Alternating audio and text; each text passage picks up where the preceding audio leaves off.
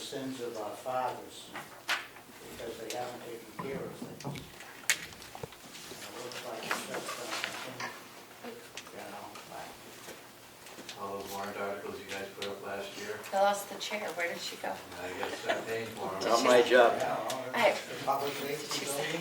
Yeah. Not my job.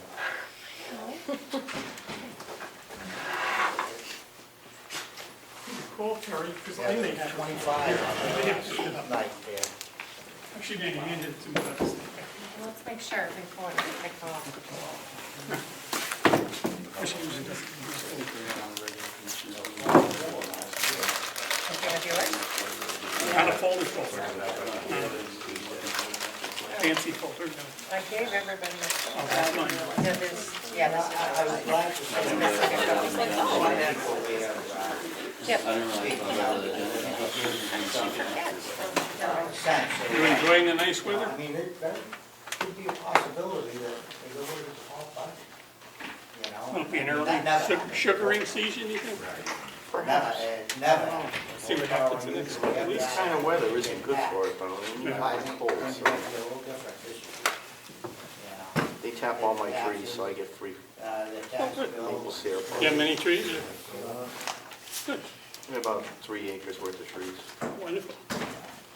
When my kids went to school, they had a place next to them where the kids would go and tap the trees. Piece of property, they would go in and they could make maple syrup, tap the trees, bring it back to the cafeteria. And make it. Farm across the street has a pretty big Yeah, operation. Matt They've is got the- finally on. They do all the tubing, it's all tubing runs around. I know, I was trying to turn Every the once in a Google while. Maps off, because they didn't want It's her got an talking RO. during the They'll lose, but meeting. actually, when the son that did it died, She he wouldn't was 50 go something, away. had cancer and died. My grandson does it now.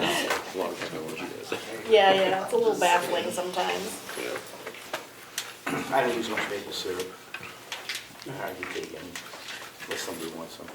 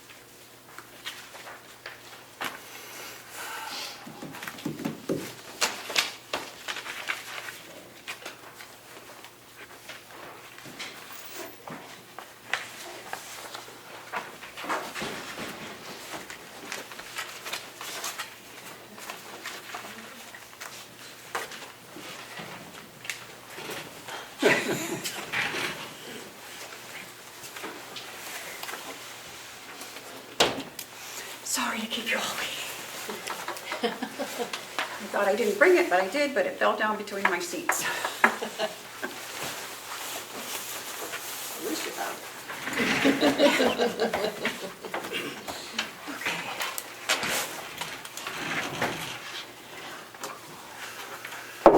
We'll bring to order the meeting of the Board of Commissioners for February 7th, 2024. It is 10:10. Please join me in the pledge. I pledge allegiance To the flag of the United States of America and to the republic for which it stands, one nation, under God, indivisible, with liberty and justice for all.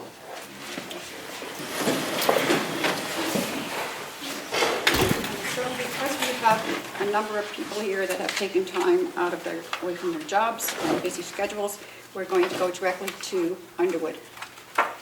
And we will do public comment after. All right, Okay? proceed? Proceed.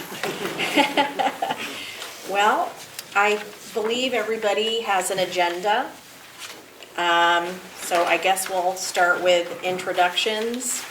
I am Margaret Blank with Underwood Engineers. I am the project manager for the asset management program. And I guess we can maybe go clockwise. Yeah, it's good to see you all again. I'm Jordan Preventure, who will be the project engineer working for Margaret in the asset management program. And I'm Lynette Carney. I've been doing the rest of the water work with Will that you have going on, so just kind of interfacing the two projects. And I'm Will DeWitt with DPW. We're here at the county. I'm Katie Curtis with Department of Environmental Services. I'm the Asset Management Program Coordinator. And I'm Adam Riley, the fire chief for the precinct here.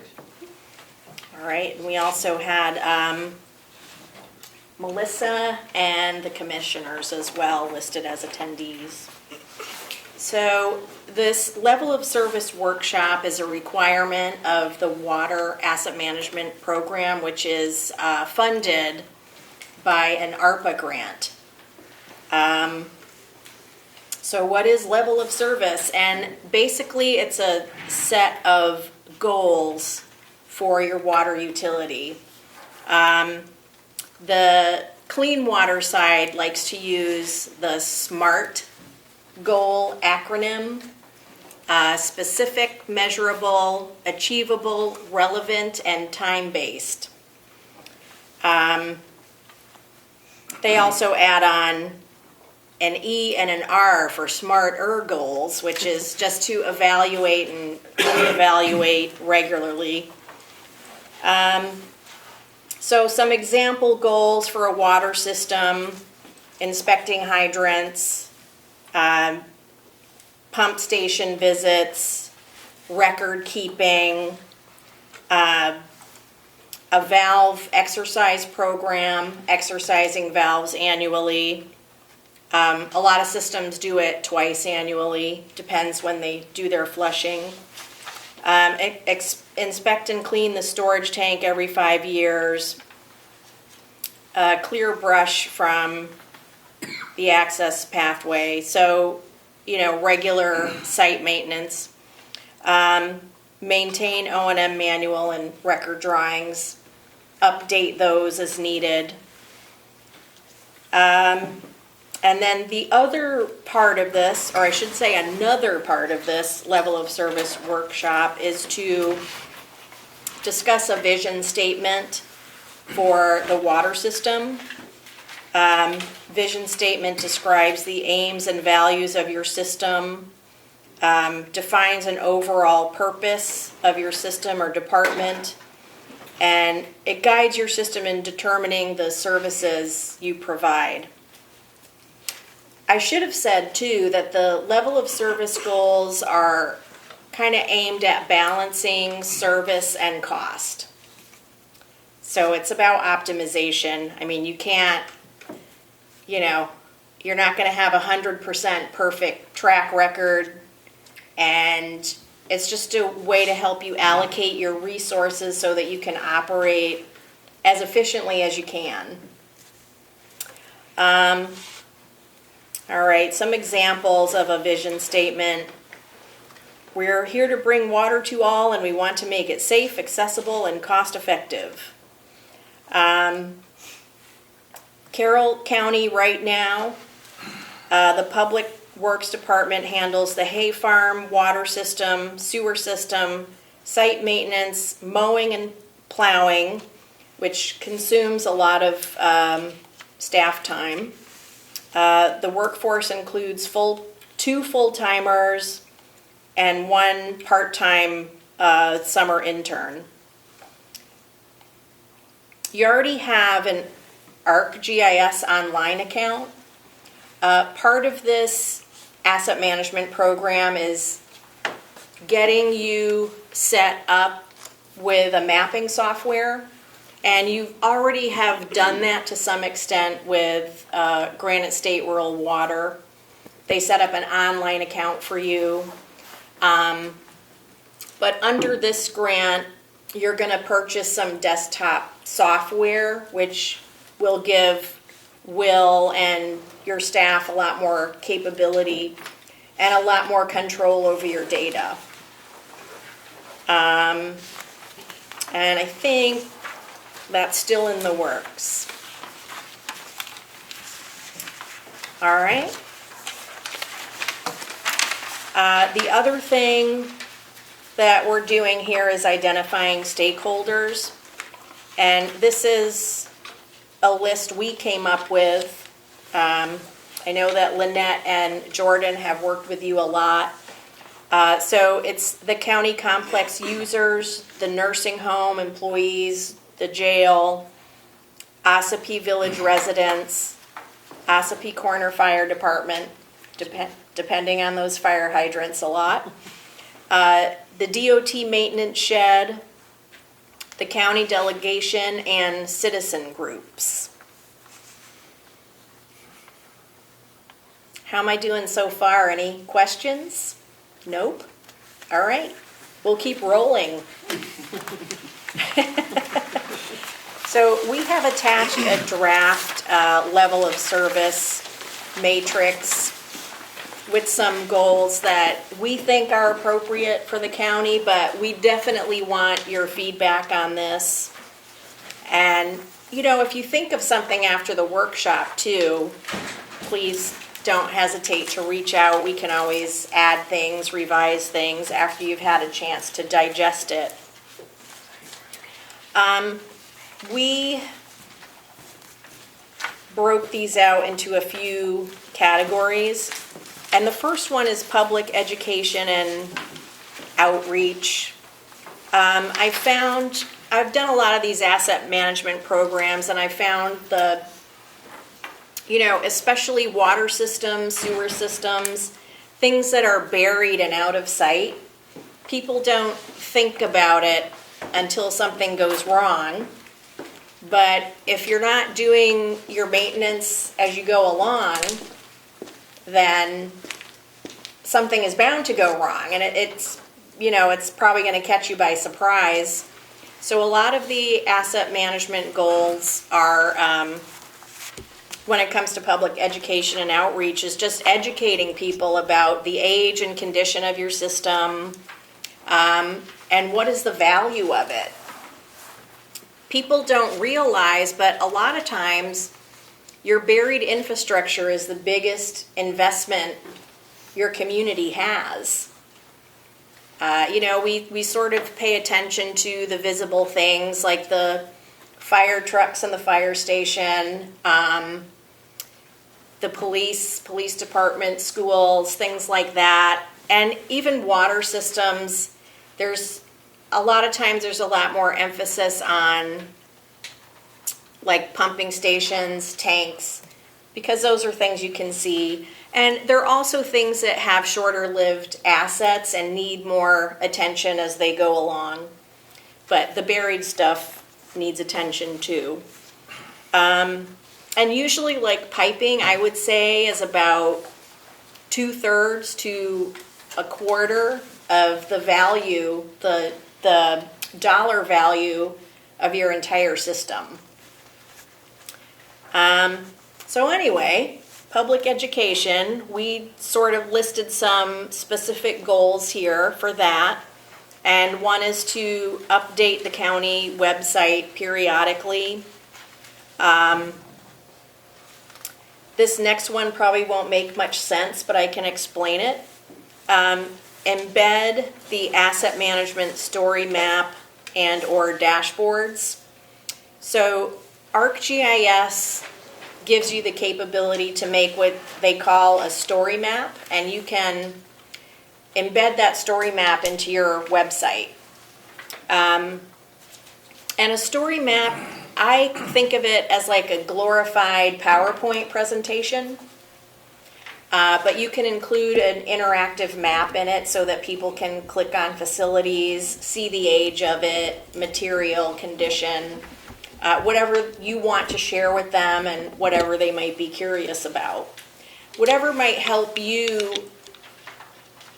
let the public know what they need to know.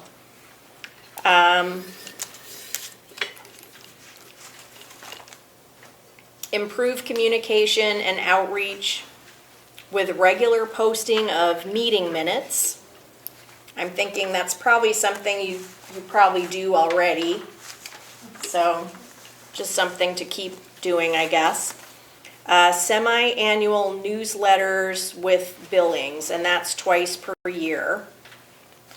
Is that something that's already happening, or is this a goal? We do the consumer confidence reports once a Okay. year. That go in with our billings.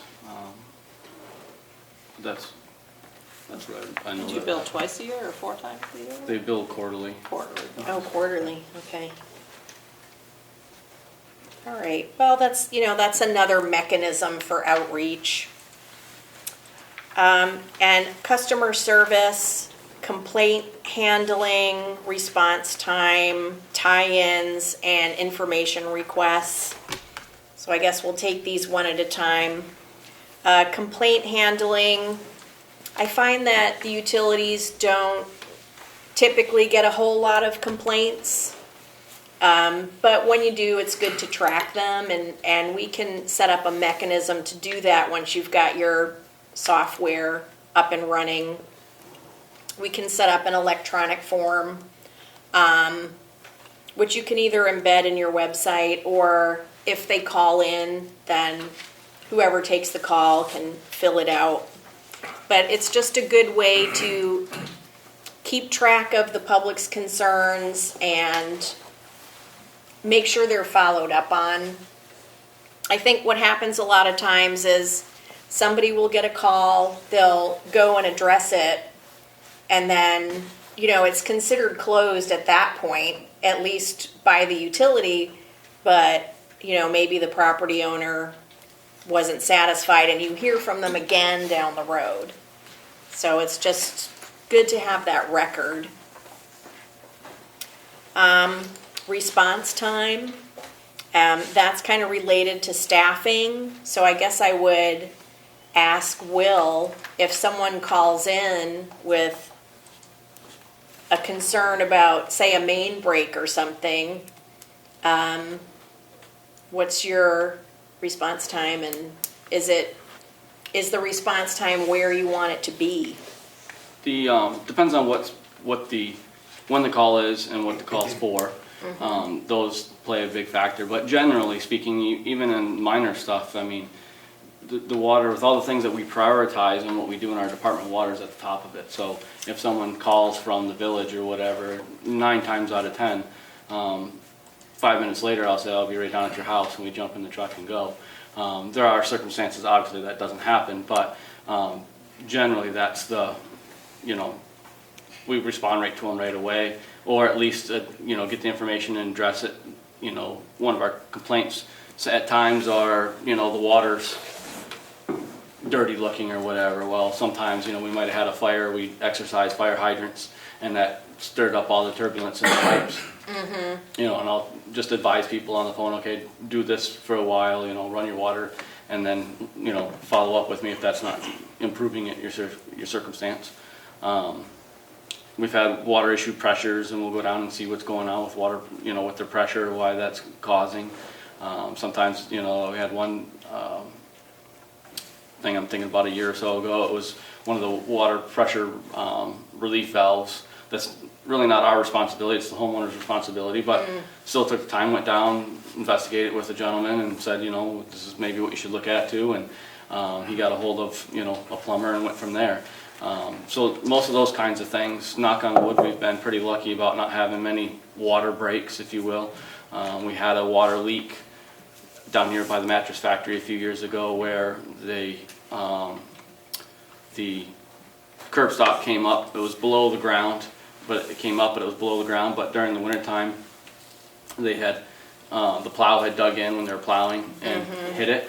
So we ended up digging it all out, thinking we had to replace the curb stop, and all it really did is turn it about a quarter turn down there, and that was enough for the water to flow up the pipe, and then come springtime it was leaking out. So we had to dig it all out and then just literally turn it a quarter turn.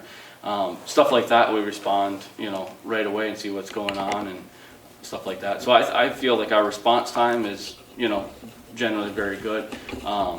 there's always one of us, even off call, there's only 2 of us. So even off call, we always have one of us, quote unquote, on call, if you will. If I'm going away for the weekend, my other guy's gonna be around, or vice versa, that we can respond to something if it happens. And then usually they have, the water customers in the past always had my cell phone number for emergencies on their water bills, and that's, answered. I carry that all the time everywhere I go. So I think our response time overall is pretty good, depending, like I said, when the call comes in and what it's for, but we generally always get back to everybody as quick as possible. All right, good. Another one is tie-ins. Somebody a new home is built or something and wants to tie into the system. Yep.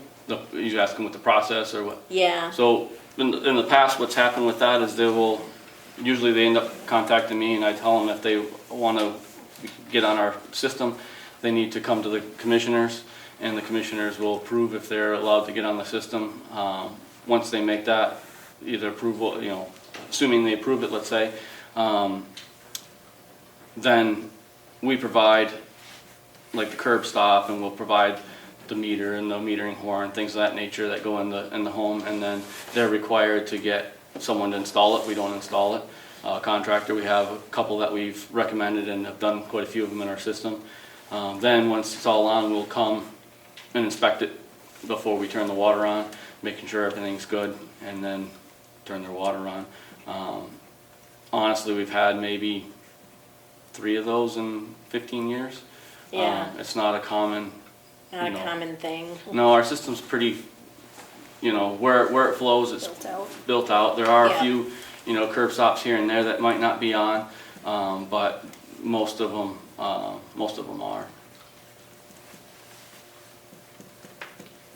Okay. I'm just writing notes as fast as I can to keep up. And information requests, like one example is like realtors calling. Do you have water service? Do you have sewer service? Stuff like that.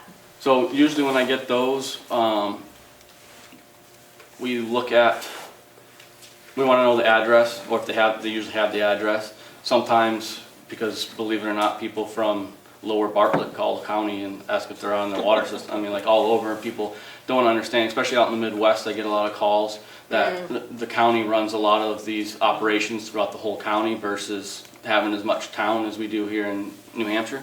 So we get a lot of those kinds of calls, and usually just redirecting them to the department. To the right place. Correct. If it is in our department, then I'll usually send them to the business office, because they have the list with all the addresses. I don't always remember every address. Usually it's because we have 40-some customers, and most of them, we know by name of so-and-so's house, or what order I read the meter. So I'll send them there to verify that that address is correct.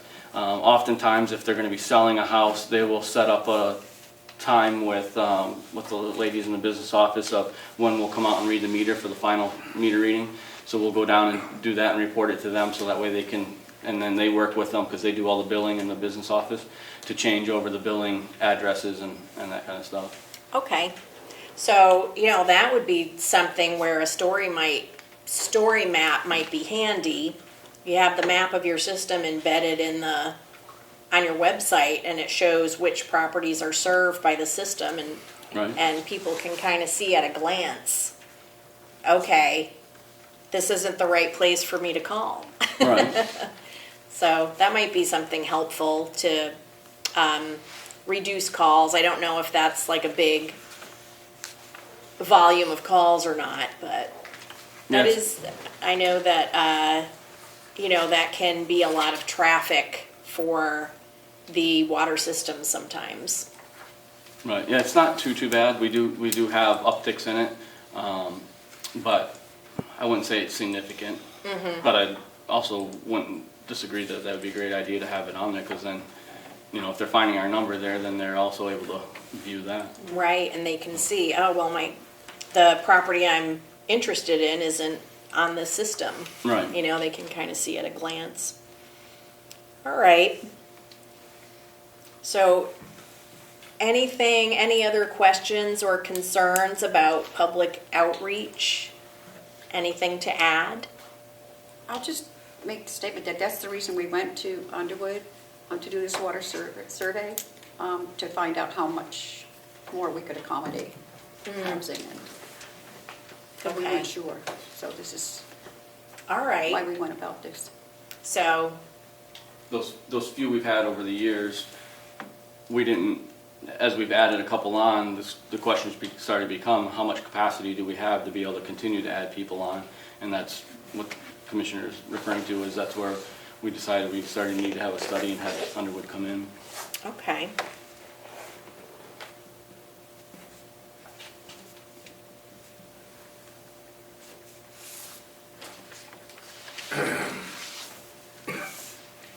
That might be a Lynette question. Well, yeah, and that's what we've done. Yeah. We've So that's done estimates, that's what we did, a bunch of pumping of the wells over the summer to find out exactly what they have for capacity. You know, in actuality. right. So what that- it's- so that's been refined a couple, you know, it's being refined as we go. You know, we knew the initial estimates based on, you know, kind of the rated capacity of the wells initially, and, you know, now we've actually done some pump tests, and then that evaluation gets updated again once we have the final numbers, as to what the actual well capacity is that we have. All right.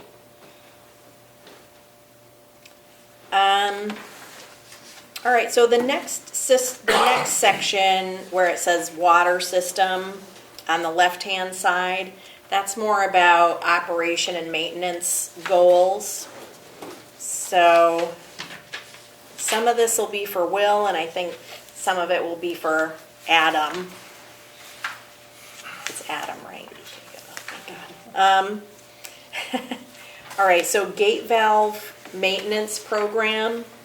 I would say that is usually kind of lumped in with water main flushing. So I'm going to put a circle around those two. But do you have like a formal flushing program where you're exercising the valves? It's not as formal as I'd like it to be, and that's one of our goals to accomplish, along with the GSI system, to be able to help us track that. And been doing the last year or two a lot of locations of these valves. It's something that I would like to see done at least yearly, if not twice a year, to exercise them, because honestly, I think when we get the full number, we don't have that many gate valves, you know, theoretically in our system, that I don't think there's any reason it couldn't be, you know, exercised at least once, if not twice a year. Okay. The hydrant inspections and flushings, that's usually done most of the time once a year, I believe. Chief usually coordinates that with me, depending on, in the past it's depended on a lot of things, as far as when we've had dry years, drought years, with the concern that we had of one of the pumps pumping air. That's, you know, played a concern of how often we should be doing that and whatnot, until we had that situated, which just was done this year. So Okay.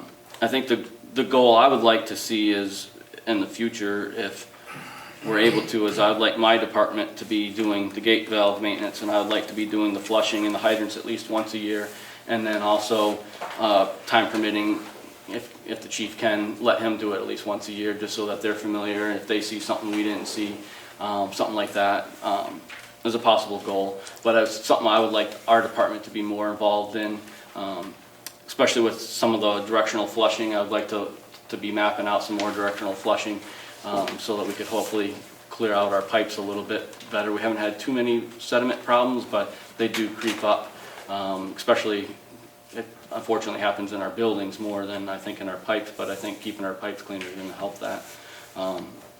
So those are kind of some of the goals that we've been working towards, I guess, is what I would say. Okay. It's definitely noticeable when we are able to do it yearly, that it takes a lot less time for the line to clear out when we're flushing them. Right. So Unfortunately, when we had the pump issues this year, we haven't done it this year, so. Yeah. So we might have to We let were it doing- we were go doing a little pump bit tests in more, the fall. so. Yeah, when it would have been flushing. Yeah. We had a drought year a year or two ago Year that, before it, yeah, that it was- we put it on hold for a while, just to make sure, because we weren't sure where our levels of our wells and such were. But usually it's, usually in the fall time, chief is able to get a crew together and they go through and do that. And then we try to sometimes, if they're not able to, or they ask us to, we go behind it with the little gulp pump and pump them out for them, and try to do that too, to make that, just to work together. But it's something I would like to have a little bit more, my department have a little bit more. It's not even so much the hydrants that I'm worried about as much. It is nice to have 2 eyesights on that in case we miss something, obviously, but I'm really want to work on the directional flushing and trying to improve that in our system as well. Okay. It's good feedback. Anything to add, Chief? Nothing else, so. All right. So some other operational goals, source and storage, cleaning and inspection of the storage tank. People typically do that every 5 years, hire a company to come out and do that. Yes, so we had it done in 2018. We were due this last year to do it, but because of all the work we have planned going towards 2024 this summer, of repairs and such that were brought to our attention then, obviously we held off on it this last year. Hopefully that's something we're going to be looking at getting fixed this year, maybe if not cleaned this year, at least be looking at it for next year for cleaning, but hopefully fixing this year. But that was kind of the first time, in 2018 when we had that done. None of the employees, long-term employees before me had ever heard of that being done, so it was kind of the first time we had ever had that done. Everything was in pretty good shape then. The tank has some issues, but as far as sediment, there was very little sediment in there, but now that we've disturbed the wells and put new pumps and everything in, I got a feeling that there's going to be a little bit more sediment in there that'd be nice to clean up. So that has been looked at and has been done in the past. All right.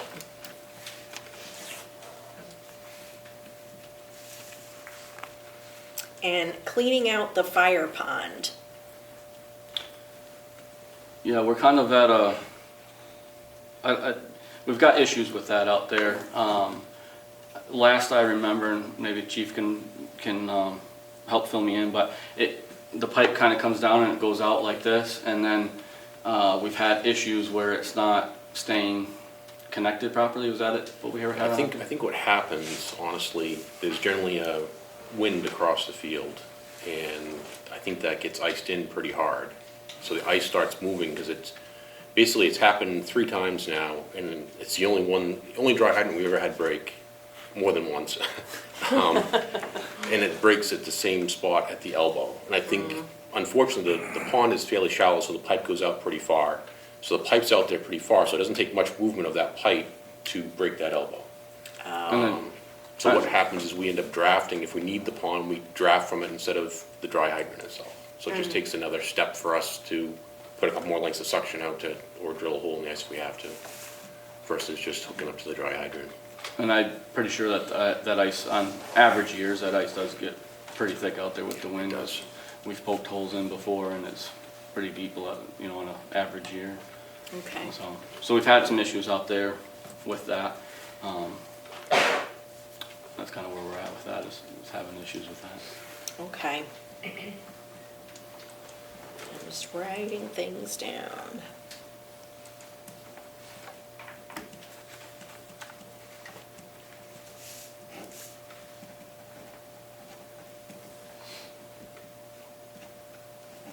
All right. And meters and billing. Residential meter changeouts. County has purchased these meters and plans to install in-house. Reference AWWA M6 schedule. And you have about 40 meters.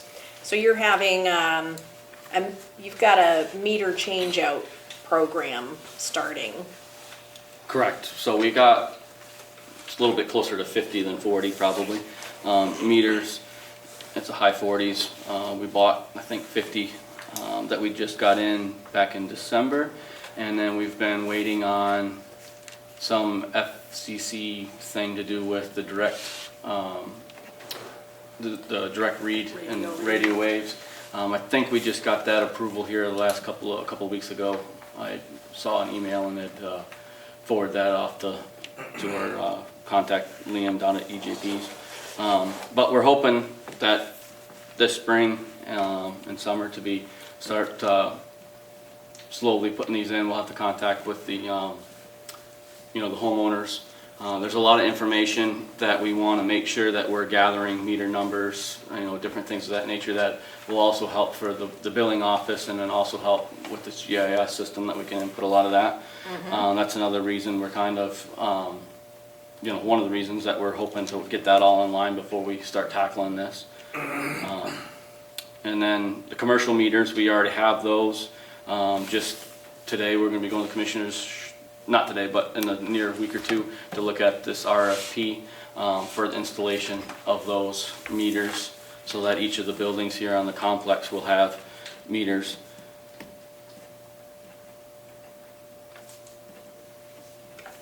As far as changing them out, we've, obviously we got this big change out going, but prior to that, it's just been if there's, one breaks or freezes. We've had freeze ups in the past. Sometimes it's just the freeze plate and that fixes it, and sometimes it isn't, and we've had to put a whole new meter in. So those are the kind of the only issues for the most part that we've run into. Those are kind of the operational issues you're running into. Correct. All right. Backflow preventer testing. Yep, so we have the admin, the jail, my building, the grinder building. We have a contractor that comes in twice a year and does backflow testing, and then repairs those as needed if they fail. And then we have another company that Bob works with to do Mountain View there, and maybe this building that he does as well. But same thing, I believe if it's not yearly, it's twice a year with that to keep up on our backflows. All right. We're fortunate, if you will, in the small system. We don't have, restaurants and big things on our system, so we don't have really any, other than the complex, we don't have any major Testable backflows. Right, testable backflows in the system. Okay. So that's a small part of it. All right. Anything to add for operation and maintenance?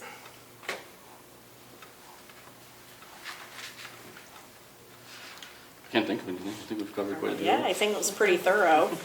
All right, regulatory compliance. There's the lead service line inventory.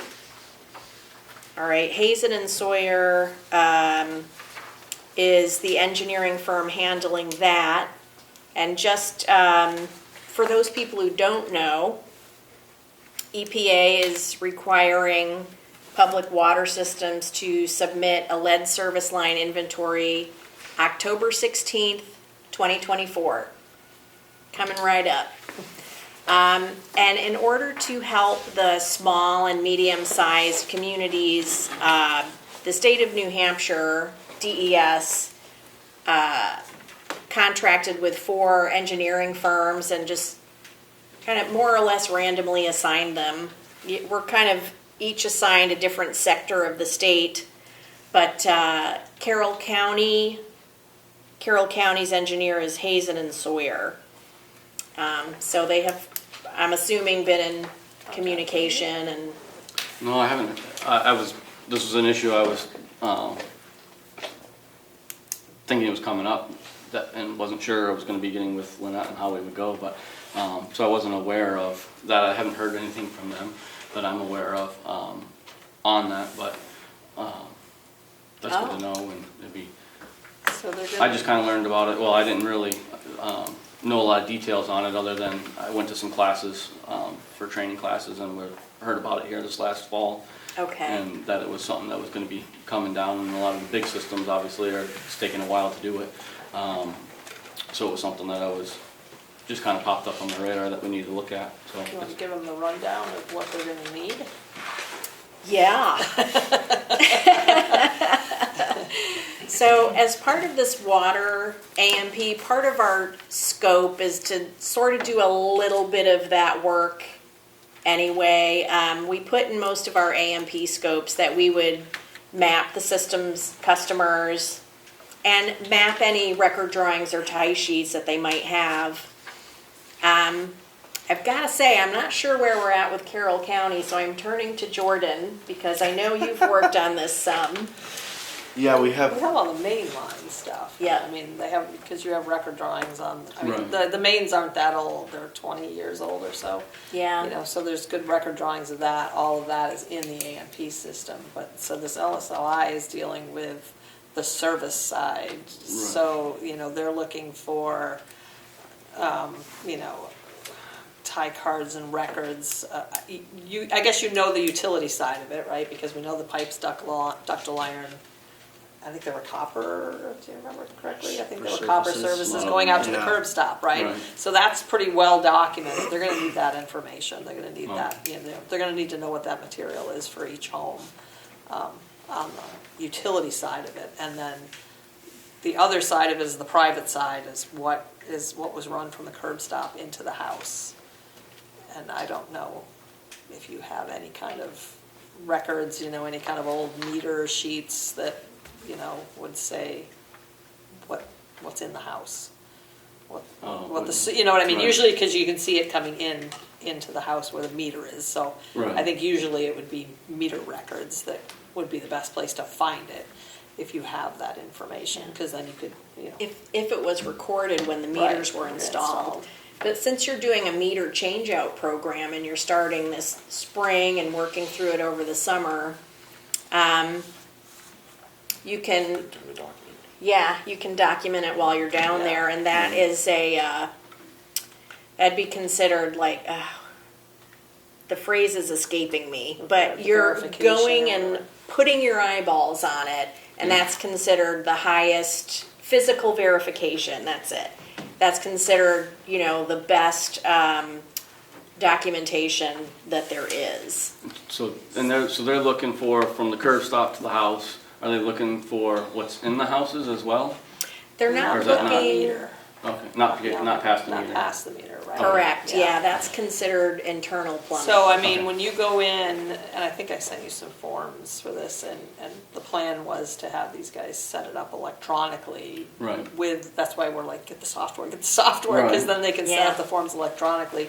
So when you go in to do the meters, you have a form on the tablet, and you enter in the meter number and all the Right. stuff you would usually need. You also can document, you know, what the material is coming through the wall into the house. Okay, You yeah. know, get physical verification of that, record it, take some pictures while you're there, put it all in, and it all stays tied to like that record, Right. you know, kind of thing. Yep. So then you have all that documentation right there when EPA comes and says, what about that one, you know? Yep, Yeah, and the nice thing about Esri is that we can upload your files onto ArcGIS Online, and then set up an electronic form in Survey 123, which is an app that's part of Esri. So when you're out there and installing the meter, you can collect whatever information you need. I think you guys run the sewer system as well. correct. So I have another client in the same boat. So while they're down in the basement, because it's not always easy to get down there, they collect everything they need to know.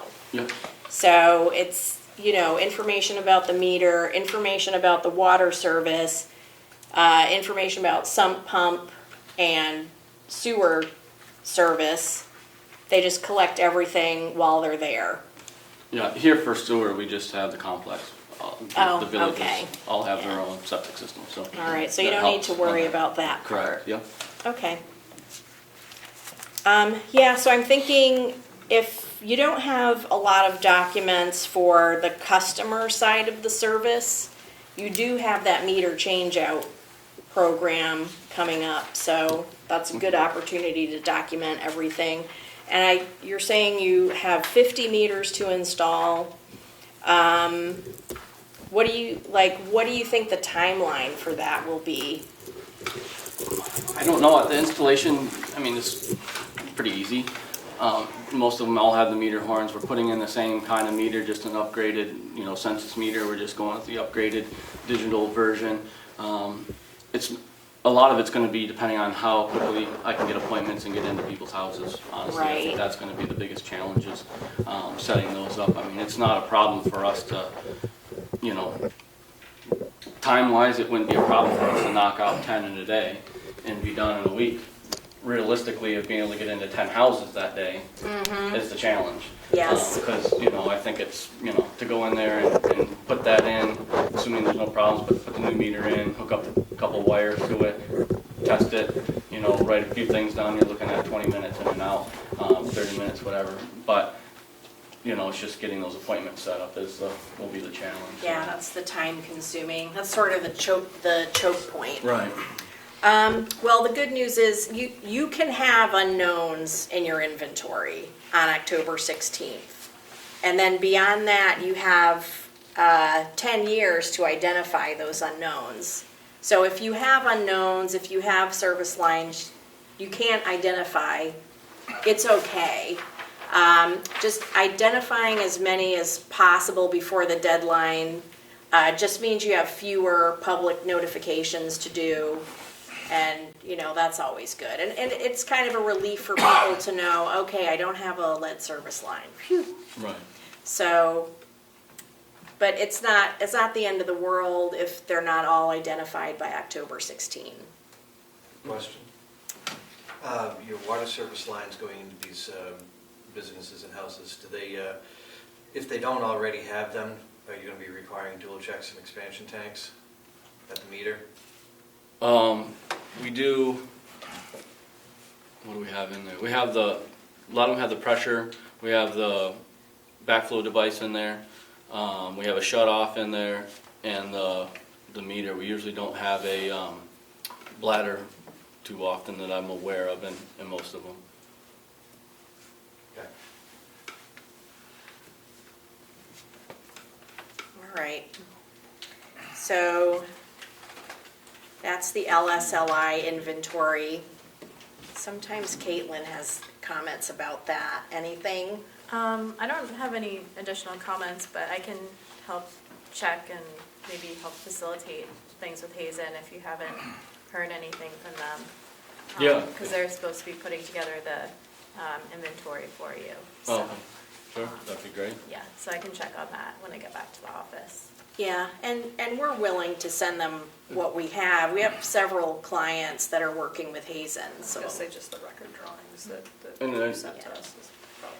Question on it, just out of curiosity, I know that they're doing this nationwide, and it's, let's say they do have a lead system, lead line going in, are they gonna be, looking to replace, is that gonna be on the utility side, the homeowner side, and? There is funding available for it, I think. So if you identify it, then you can apply for funding Oh, okay. from the state. They have money for it. And then you have to get the authority to borrow, so it's gonna be voted on and whatever, and then you can proceed. Is that correct? That is correct. And DES, I believe, is planning on having a webinar about funding in April. They were kind of batting around a date of April 8th, but I'm not sure where they landed. I haven't heard Is from that part them. of their big, is that part of, maybe Caitlin? You guys have that week of Right. like workshops, is it part of Yeah, that? I think, yes, there will be a segment in that week-long workshop on funding for lead service line replacement. They usually have a week of like all these, like every day there's like a webinar or two of different with different information on the funding programs and stuff. Is that the county's responsibility It's the to week of change the that 8th. section or the homeowners? Yeah, that's what I was wondering. It's getting put on the utility. yeah, my understanding is it's on the utility to replace the entire service line from the water main to the meter. Oh, okay, well, Yep, yep, But the good thing is Yeah. that they're making funding available to cover it. right, So- right. I mean, hopefully, you know, over the years that we haven't gone through every home, obviously, but the years that I've been here that have gone through homes, everything has primarily been copper, it seems. Especially where they all hook into the curb stop and everything, we've always had copper coming in there. So hopefully the majority of them are that. You know, we don't have too many leads, but I don't know for sure. Do we know when, do we know when the original system was put in? No, I don't, I mean, we have the record drawings from the replacement lines that went in, Right. but we don't know. I was just thinking, because that gives them an idea of, you know, they know what materials were used kind of during what eras. You Right. know, if we can narrow it down to a Exactly. decade, it gives them a better idea. I'm curious. Yeah, for the purposes of the lead service line inventory, they've given us a cutoff date. Anything installed 1990 or later is considered to not be lead. Anything before 1990, you have to verify somehow, whether it's documentation or physical verification. right. So, like, can they say on the nursing home out there, that was post-1990, so they can write that one off? I mean, you can get in it to see what the material is anyways, and you probably have plans for that, but, Yes. so they could, you know that one, and the jail too, that was recent, right? So Yep. those Jail, two we can courthouse. check off, you know, this building, admin, and then the courthouse is new too. Right, So half the county buildings we probably know are good. right. And the other ones, I mean, these you have access to, so maybe you can verify it by what's coming in. Send them a picture Yep. of what it is coming in and consider that verified. Yeah, and if you have any documentation of that, or if you were present when you saw that service line going in, they have a form, it's called a operator verification form or something similar, that they are accepting as physical verification. So, you know, I don't know when the nursing home was built, but let's say it was built in 2000 and you were there and you saw them install the service line. Nothing was documented at the time maybe, but you remember it going in. You can document that on the verification form, and that's considered, you know, that's considered Verified. verified. Thank you. I was groping for the right word there, and it was right in front of me.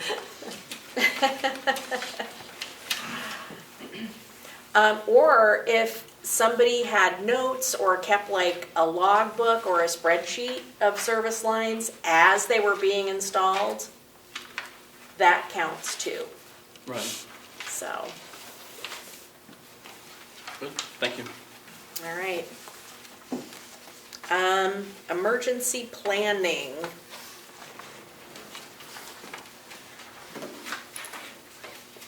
I did a bunch of these a few years ago, and now I've completely forgotten what RRA and ERP stand for. Emergency response plan? Emergency Maybe. response plan, I thank don't you. know what RRA is. Yeah. Anyway, looks like your last one was done in 2021, and next is due in 2026. So it's just something to keep in mind. Yep.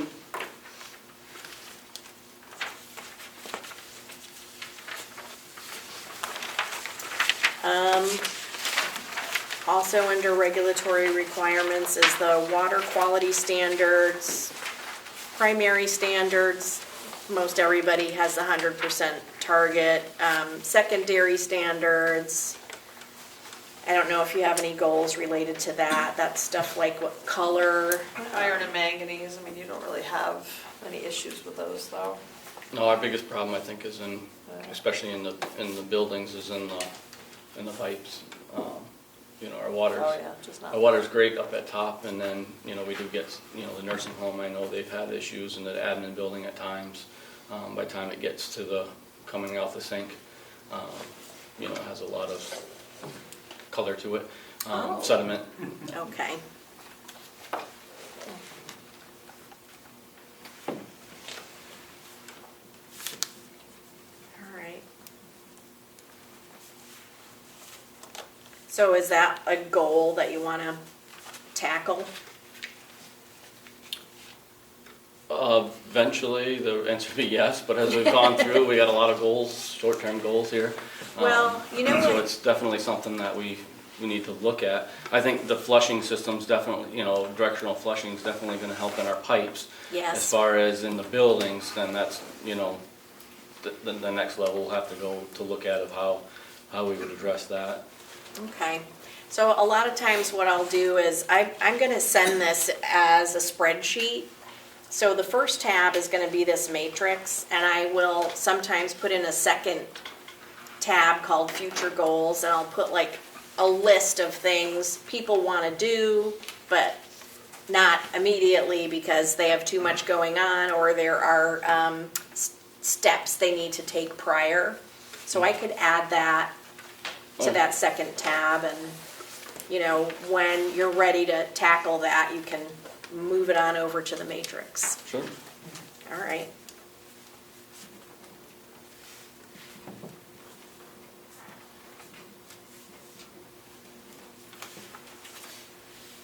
All right, that's all I've got for regulatory compliance. Anything I should add, Caitlin? No, I think this covers it. Covered, okay. All right, financial, always a big one. So this is kind of what I was talking about early on, about the value of the system. I added a goal in here of determining the replacement value of water assets and estimate capital needs. When we prepare the asset management report, you'll see there's a kind of we'll have a schedule. We'll schedule out replacements over the next 10 years, and then replacements over the next 10 decades, which sounds crazy, but a lot of these pipes, especially your buried stuff, they have long service lives. I mean, some of the pipes will last 75 to 100 years. Your valves and hydrants, except for the one at the pond, will last probably, will probably last 40 or 50 years. So these are long-lived assets, and it allows you to be able to look over the next hill. But, this goal is all related to what I was saying earlier. People don't realize the value of these systems because they're kind of out of sight, out of mind. But that'll be something we provide in the asset management report. And we provide that in full replacement cost in current year dollars. So it'll be in 2023 dollars. So it's something that'll probably have to be updated every so often. But it just gives you, it's meant to be a planning tool to allow you to look ahead. I mean, I know as an operator, you have things on your mind that you see every day, like, oh, I know that needs to be done. Very well aware of that. But, there's some things, maybe some old pipes in the ground that just aren't top of mind because it's buried and you don't see it and you don't hear much about it. Yeah. So that's kind of the purpose of that. And the public almost never realizes how, what is the dollar value of these systems. So. Yeah, I think that's a good part right there, is just the communication and education to people and the stakeholders involved of what we have, because I think we're doing a good job on the plan of all those things I could think of off the top of my head that we've prioritized them and are working through them. We're working on it. So I think Will's had in his head. we're in good shape with a lot of those, I think, but being able to put numbers to it and share it with the commissioners and the delegation and whatnot, I think is going to be a very positive thing. Very helpful. Yes. Yeah. And next one is adequate revenue from water user fees for operating and capital needs. So I put a water rate study. This one says every 3 years, but I think most communities shoot for every 5 or so. Yep. I think that's I put an asterisk next to that one in my mind. That's a tough one with our system. Because the water study that Lynette led and did was very helpful for us on those numbers. When that was done a year, 2 years ago, maybe, whatever it was now, showed that our rates were kind of in line with, pretty decent with the other systems. But the other thing is that our usage here on the complex, takes up probably 75%, whatever the number came out to. It was right in that ballpark, between 70-80%. The consumption is here on the complex, and that only leaves 25-30% in the village. And obviously, because we are the county and we own the water department, the county doesn't pay for its own water. Now, whether the commissioner's finance office decides to set up some kind of, financial tracking once we have the meters, that'll be, we haven't been able to do that in the past. Once we have the meters, that'll be an option that they can do if they choose to put a value to it. But in the past, we haven't. So I think just looking at what our rates are for our size, the customers are, from what the study came out showing, the customers are right on target for what they're paying, even though we haven't raised the rates in many, many years. And those rates would fall, the amount of revenue coming off of that 25% of water is going to fall way short of any capital improvements and things that we're doing in the system. Right. Because 80% or 75% is not paying, if that makes sense. So Yes. that's a kind of a tricky one that we have here. But as you get your new meters and stuff in, that'll give you a lot more information, like you said, probably through the finance department or billing or whatever, once, you'll get upgraded meters in the system.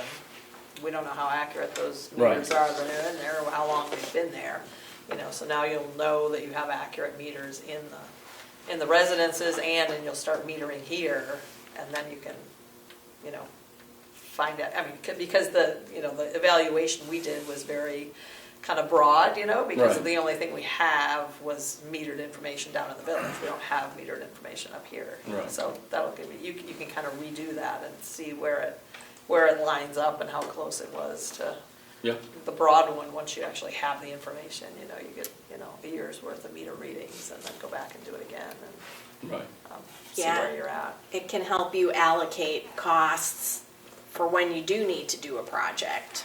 Right. Yeah.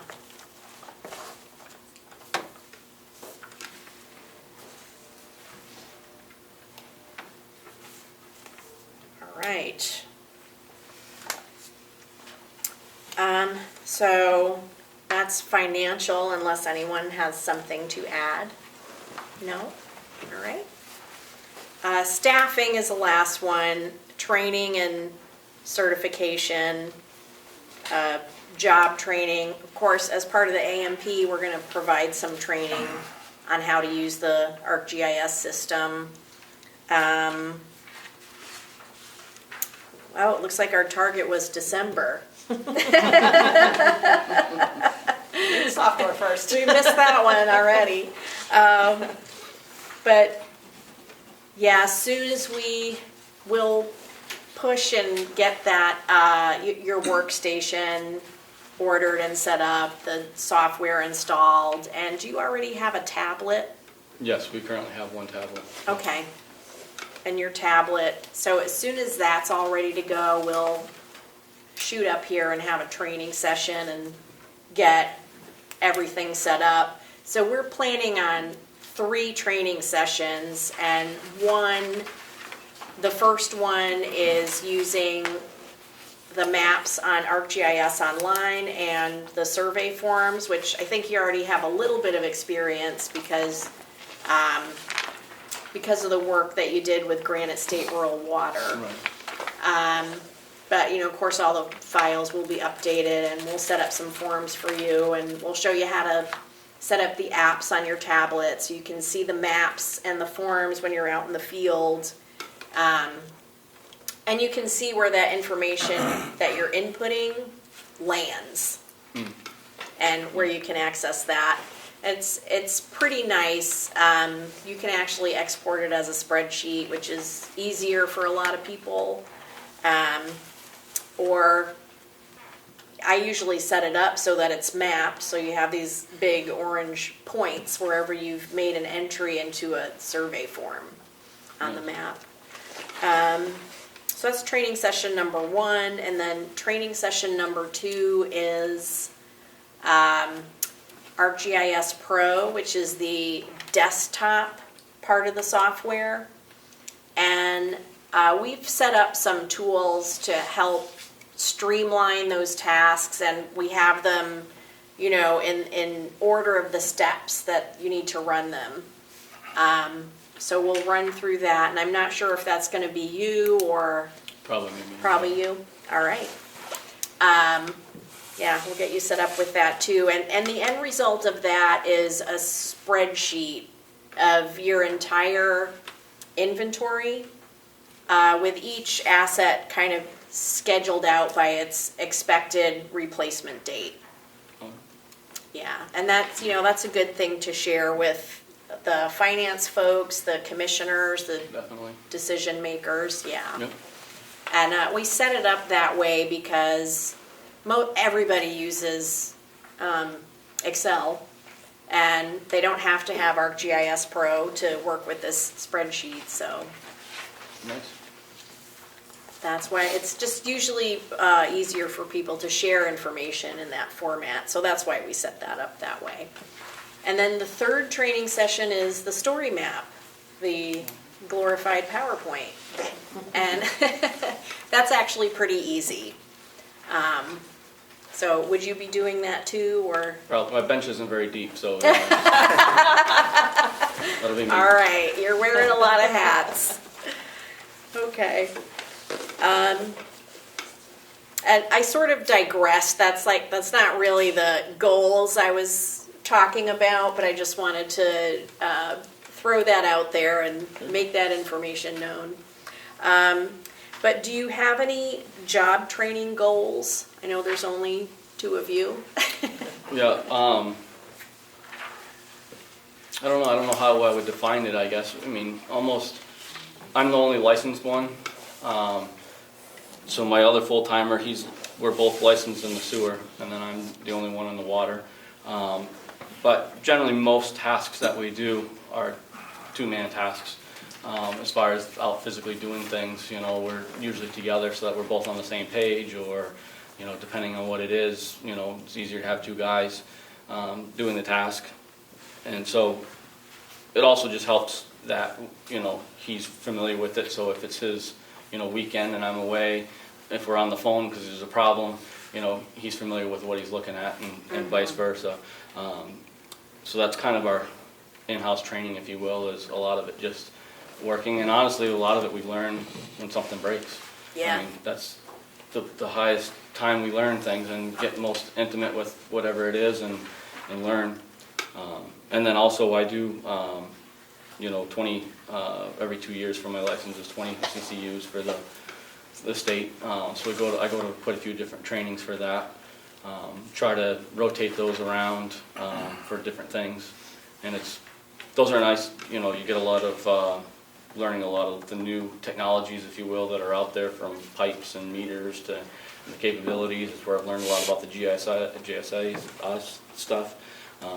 So there's a lot of good training there too. Yeah, a lot of good that comes from that. Yes. Yep. All right.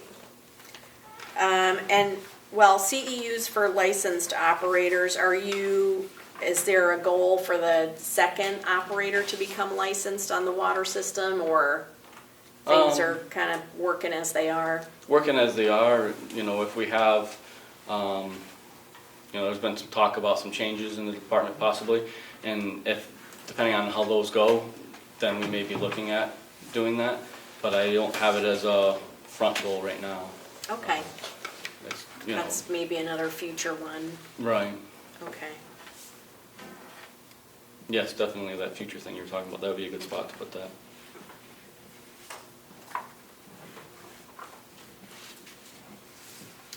All right. And the last thing I have under that is organization. and I don't know what that means. Jordan, do you know what that means? Who wrote this? Who wrote this thing? It seems pretty, there's a hierarchy and organization to it right now, so. Yeah. Yeah, and I guess that's what's that about, is your structure working and is it effective and, Right. that sort of thing. I guess the only thing I would think of back towards the organization is maybe more like your emergency, emergency plan of, like the chairman is the quote-unquote owner of the system, and I'm the superintendent / property operator. You kind of have the hierarchy there with that. So other than that, I don't know what else would fall under that, but that's the only thing I can think of. All right. I think sometimes a goal for the water or wastewater utilities is to hire an admin or something like that, because they're of course swamped with operation and maintenance duties, and then the answering the phones and the filing and that sort of thing that needs to be done sometimes falls by the wayside because they don't have enough hands Yeah, on the. I think in our case, we're drowning enough just in the operational stuff, but we get for a lot of that, the billing side, we get the support from the business office and the finance office. The commissioners do a good job of having them take care of that part. We turn in the numbers and they do up the billing and track the billing and take the payments and do a lot of that on their end, which definitely helps us out. Okay. All right. Yeah, I find that, well, that's good. It sounds like you have, adequate support, but I find that sometimes people are kind of struggling with that stuff, so. Right. All right.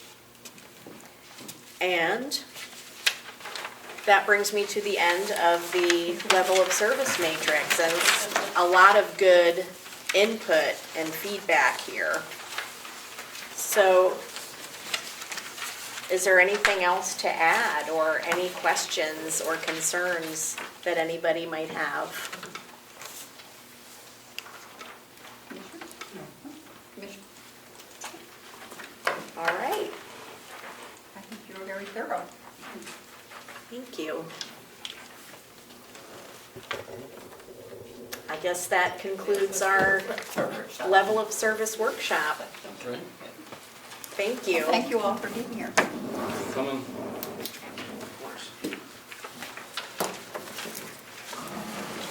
What's next? More information with you? What's next? What happens next? Yeah, what happens next? Well, what happens next is I will incorporate everybody's feedback into the matrix, and I'll send it around to the county and to DES and get some comments on it, and then incorporate those comments into the level of service matrix. And this will be discussed in the final report on the AMP, the asset management report. Timeline, when do you expect that? It's gonna have to be pretty soon. I would say maybe realistic is probably April, maybe sooner, but April is kind of my realistic estimate, giving workload, and we have the training sessions to do yet, so.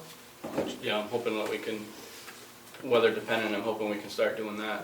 Yeah. Get with Bonnie to make sure, or Bobby, excuse me, to make sure we get our workshop stuff, because I would like to really, springtime is a good time to start, for us, with everything else that we do, is a good time to start looking at getting into the homes and putting these in, but I want to be able to be prepared and have, when we go in there, have the whole list of everything.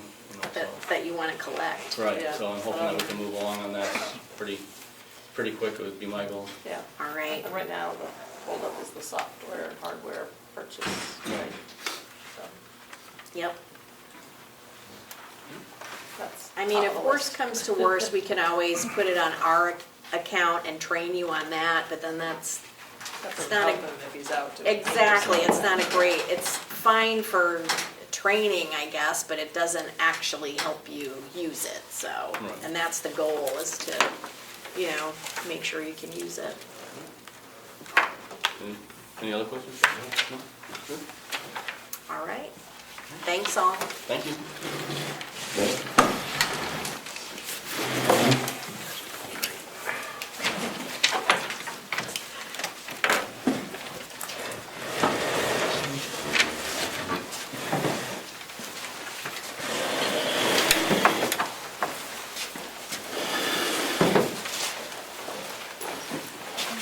Are we going over this at all today? Are we going over this at all today? Oh, we can, if you want to. I thought that's what we were doing. Sure, we can do it.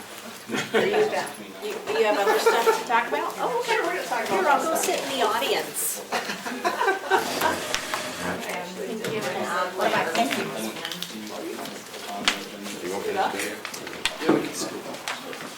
Oh, the one that, yeah, you can say.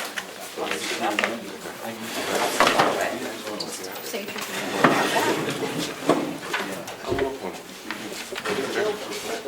Hey, Will, come back.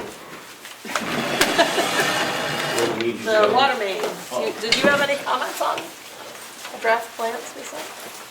No, I looked at, Jordan sent them over last week or whatever. Yep, I yeah. glanced through, it's hard to,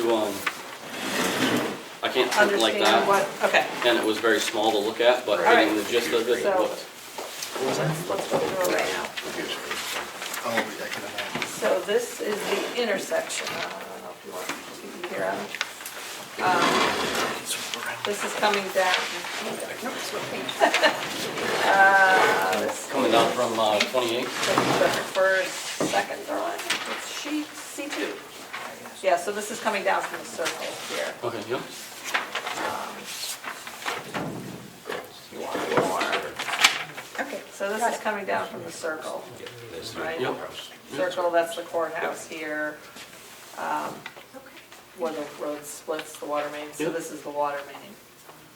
So we're looking at tying in kind of just past the courthouse. Yep, Yeah, the hydrant is here. yep. So we know there's a valve and a valve. We don't know exactly what that looks like, but we're making a guess because interestingly enough, they're in line. Yep. You know, out there, I mean, there's one on the other, so the main has to kind of snake through it, because the hydrant's going one way and the valve is supposed to be a shut off for 28 going the other way. So just downstream of that. What are we actually talking about? Oh, we're talking about, I'm sorry, we're talking about the Route 28 water main replacement, old Route 28 water main replacement.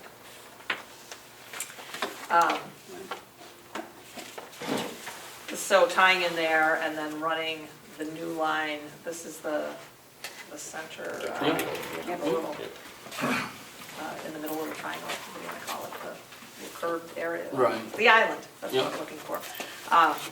Coming on that side of the island and then going down, basically as you're going down From the the left-hand left-hand lane.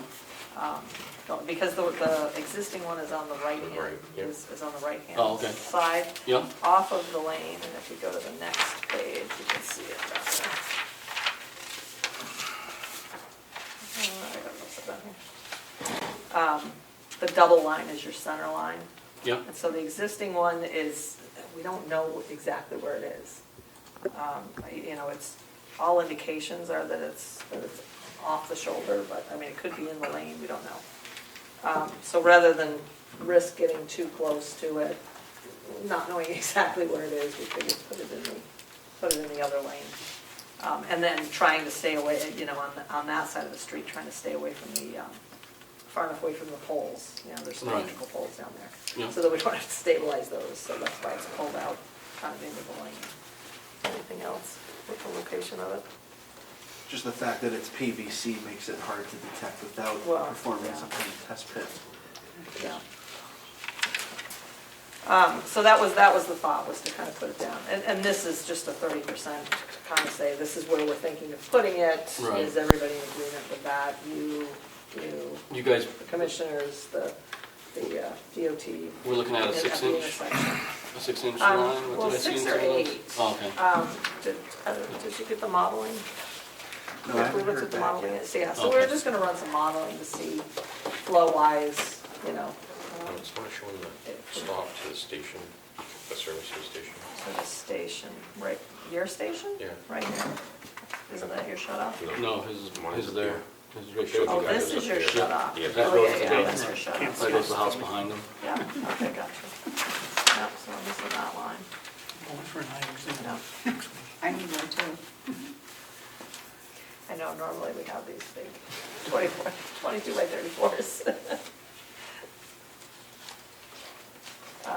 Yeah, so I mean, it's, details like that will be cleaning up, but, What are we doing? My question, I guess, be more at the end of the line. What are we, so at because the we're gonna end of go the past line, past the current hydrant down there, I'm yeah, assuming. so what we had shown was, Putting the hydrant in here's the by the ball end, so field. sheet C4. This is the end, this is DOT. Yep. This is going into DOT right here. Needs to be a hydrant there at the end. This is the building that's across the street, so the thought was put the hydrant right here. Okay, so we move. So that would We be showed their removed. shut off to there. here, I mean, yeah, so the Okay. existing hydrant way is back up there. here. Yeah, there it is. That's the existing So we're gonna hydrant. move it from there down to here. Down to the end, so Okay. then you can Flush flush it, right? the That's what I whole, was whole concerned thing. with. Sure. And you're putting I- one in the It's, middle. it by seems the ball like, field. yeah, it seems like from what we can tell, you know, this is probably the end of the existing line, and it's probably small diameter. Right. Just from talking to Adam and talking to, you know, So the you guy that have owns the- the building that was out there and whatnot, you know. We had the service line going by the ball field, and then we're gonna put a same kind of fire hydrant, is what you Yeah, want there, you're Chief? back, here's your Yeah. connection. So this And is, so we're gonna put another fire hydrant there. Yep, so there'll be one So way we're- down the road. Okay. So we'll have to. yeah, and you'll have a T there to, Get one more hydrant. Yeah, a cap to run out which isn't a to big the, deal. here, down to the bathroom station. That was the thought anyway. Is it on the website? Nice. Not yet.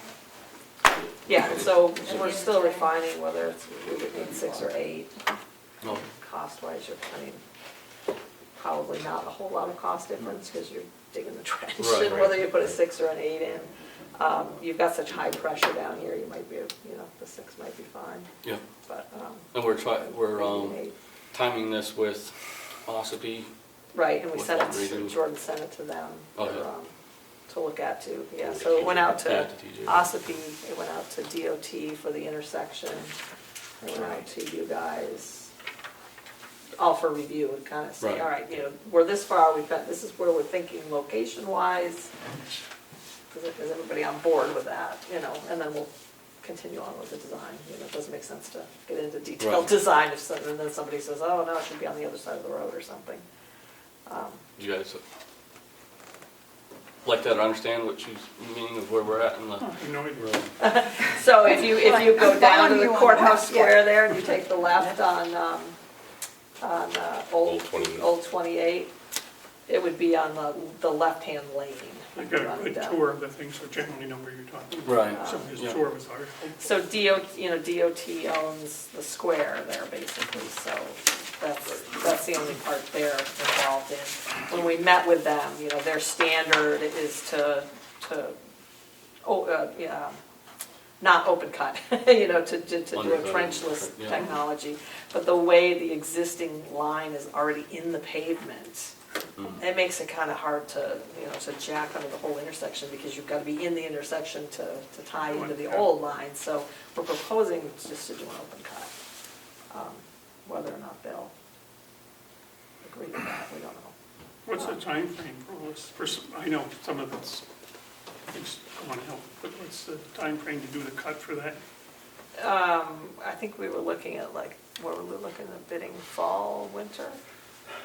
It's closer to fall. Yeah, I'm thinking fall next winter kind of thing, probably start construction next year. Because we have to have everything It's gotta be spent by the end of next year. right Yeah, and allocated to a certain project by a certain time this year. this right? year. No, it's 2 years, it's 26. 26 is spending it. And allocated sometime this year. Right, so Right. the contractor would need to be hired this year. So Well, that's why we're thinking bidding. I think we might have it on the schedule for like September or October-ish.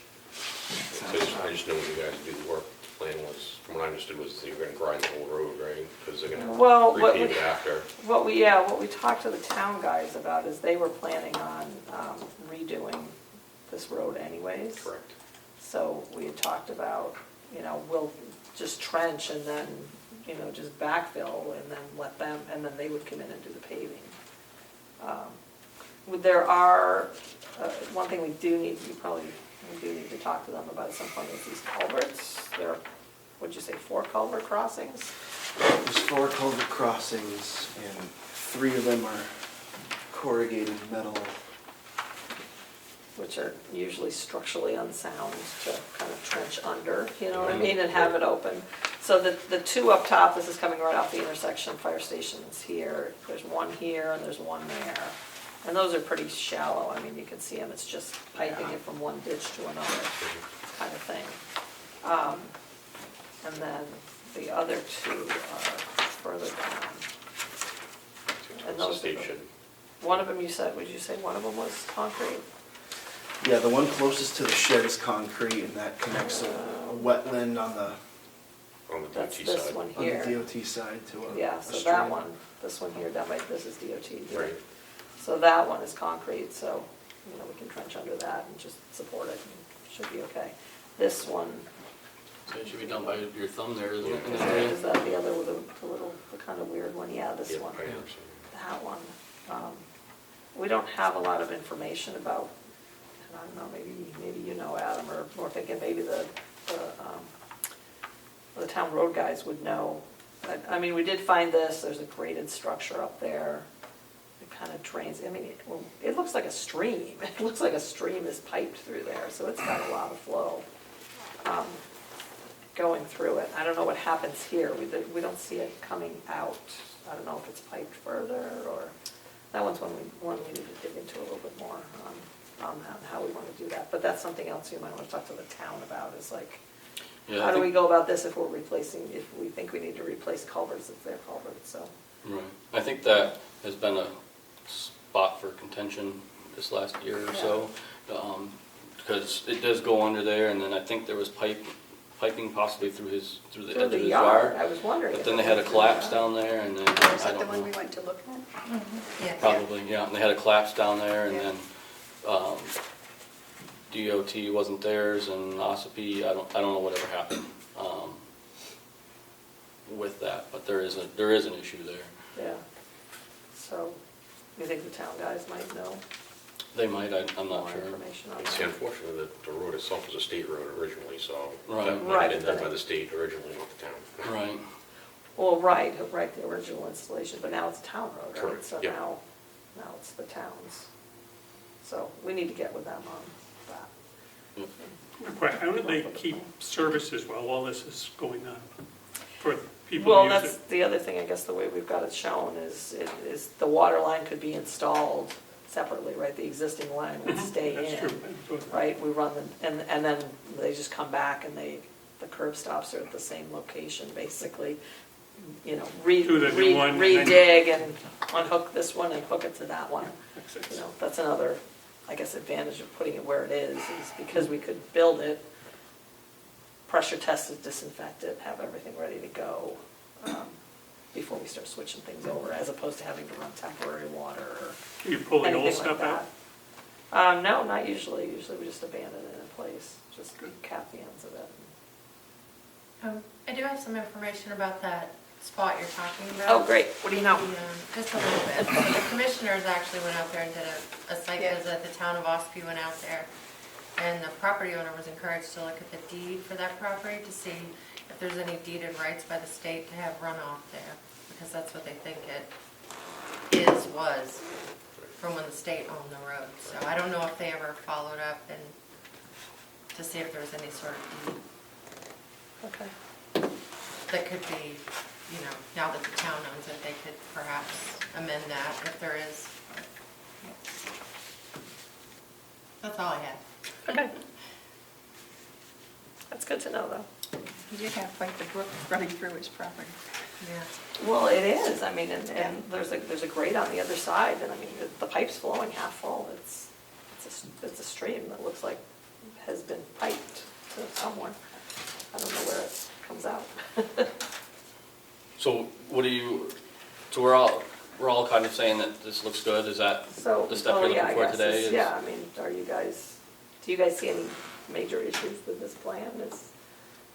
I don't. putting it in that other lane look, sound reasonable, and you like your connection? I just need to be kept in, that's all. Questions? Commissioner? Questions? Commissioner? What's most susceptible to change is over by the square, Route 171, depending on What the How that DOT plays says. out. he says. Yeah, so this part of it is DOT, you know, that's what this page is what we need DOT to, okay.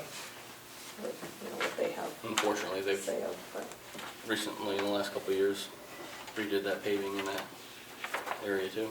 which is even more reason that you say, no, you can't open cut Right. it, but, I mean, we have to open cut it here to tie it in, but that is on the shoulder, so, I mean, conceivably, it could cut on the shoulder, but then, it's just, it's a tough. How long will it take to get the approval from DOT?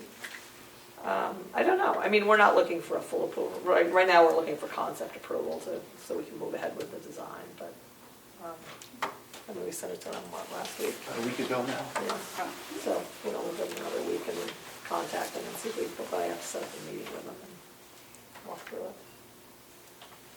Thank you. Any questions? Bob, do you have anything over there? Nope. Thank you. Okay, Thank you for coming today, Amy. and then the other thing that we still have going is the work up at the building and the storage tank and stuff. Right. Kyle's been finishing that stuff up. Oh, I brought him back in the month. nice. So, I mean, those bid docs should be out by the end of the month. We should draft of that Okay. following, you know, we'll get the media stuff going and then that stuff will follow. We got one for the meter, I'm gonna review it, she just gave it to me this morning, and hopefully next week, or the week after, whenever you guys have time in your meeting, we'll bring that RFP to you to Okay. look at approving, so we can Yeah, move so we're looking forward. at a singular project for installing the meters in the buildings, and then the second one will follow a month later or so for improvements up at the well house and the storage tank up there. That's the plan, and then this will follow much later. You've been up there, right? Took you up there. Oh, yeah, Oh, yeah. grand tour. To get the tour. Have you been up to the storage tank? No.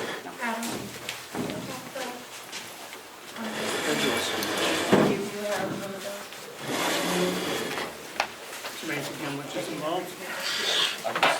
Yeah, well, you've seen it, so you know I the have. rough shape Oh, that I it's going was up. gonna Yeah. send it to him. I see you're waiting. Dominic, come on up. Look at him, and then we'll go into, because I know you guys are staying all day anyway, so. Good morning. Good morning. So, looks like you got a copy of what I'm here about. We do. It's basically a simple grant request that would allow us to purchase a K-9 and include most of the training. Currently a training program that's gonna take place in April, about 8 weeks. So timing-wise, that would be great. And that was looking to be a $1,000 fee, which would be paid by part of this grant. We don't have a K-9 specifically yet that we're looking to purchase. We have reviewed a couple that we've turned away from just because their drive isn't there. So, So do you, go ahead. do you look at, what age do you look at? Well, we're looking at around the 1-year-old. Okay. Yeah, 2-year-old. So not really a puppy. No, no puppy. No puppy. No. How old's the dog at the commissioner's office? Yeah, she's a Use her- puppy. Yeah. use her- Yeah, yeah, you have to be able to tell what their drive is gonna What be. their drive is gonna be. So yes, it would be looking at, it would be a new K-9 handler from what we have now, Deputy Rowe. He would be getting away from it. He would do some in-house training, but as he has experience, but it would be a new handler, new K-9. We obviously have the new vehicle, which is to go on the road, I think the end of this week. It's all finally done. Do you have someone in line for a new handler? I will post it. Several have put in their word that they would like to be considered, so we'll do a review of those persons that put in for it. Okay. So what you need from us is to So- accept the, If you're willing to just let me know to go forward with the grant. It's not a guarantee, but we have a pretty good feeling that we would get the amount of 10,000. Part of that, 2,500 we would be responsible for, which we can either collect from donations, which I'm sure we would get. So otherwise, we'll find it. What is the life expectancy for a dog being able to perform their duties? The one we have right now is, I want to say 7 years. Yeah, it's right around there. I think Brittany's before that was 7 years, if I remember right.